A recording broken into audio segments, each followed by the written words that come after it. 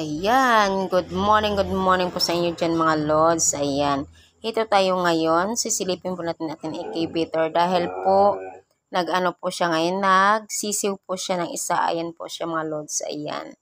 At saka ayan pa po, may mga biak na rin po na mga itlog po. Kunti na lang po ay mapipisat na rin po siya mga Lods.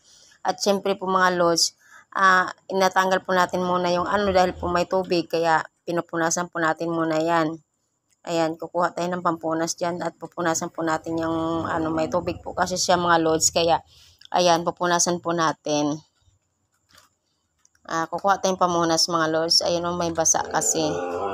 Kaya kailangan po nating punasan yung mga Lods. Ayan.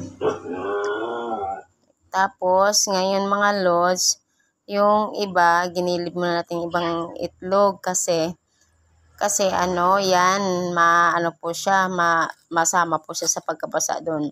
At kasi may pisa na siya, ayan po, napipisa po siya, ayan. Ayan po mga Lods. At siyempre, bitak na rin po yung ibang itlog, hindi po siya ayan, baka pumapasukan po ng tubig, kaya bawasan po natin ng tubig na medyo po dyan, sa taas nila. Kaya para po, hindi sila mababasa mga Lods. Ayan. Po, ibabalik po natin mamaya-maya yan. Mga Lods, yung itlog para po patuloy po siya magpisa mga Lods.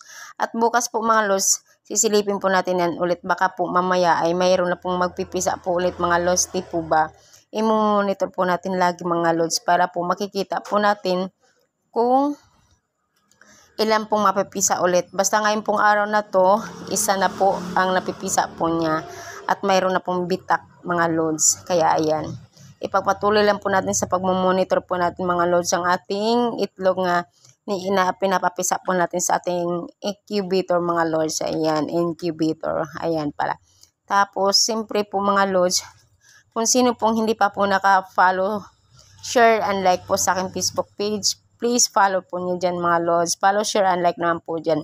At pati naman po sa aking YouTube channel, Helen Saron TV Vlog, pakisubscribe naman din po, share and like naman po dyan mga Lods. Ayan. At syempre po mga Lods, yung video po natin ay 3 minutes and 46 seconds po. At hindi po tayo magtatagal dahil po ganun na po ating minuto po, hanggang doon lang po tayo sa minuto na yon. Kaya ayan. Pero medyo mahaba pa naman po mga Lods dahil po 2 minutes and 56 seconds pa naman po. Mahaba-haba pa po ang ating usapan po mga Lods. Ayan. Ayan mga Lods. Ayan po. Nahiwalay po na po natin yung itlog na medyo may bitak na po. Ayan. Punasan po muna natin mga Lods. Para po sigurado po hindi po sila mababasa. Ayan. Ayan. Tatanggalin po muna natin. At ibabalik po natin. Dahil po nilalanggam po, may halong langgam. Kawawa naman po yung itlog na napapasukan ng langgam, kinakagat-kagat po sila kasi may bitak na po siya ng konti at pumasok po yung langgam doon, kaya kailangan po nating linisin mga Lods. Ayan. Ayan mga Lods. Inaayos na po natin mga Lods. Ayan. At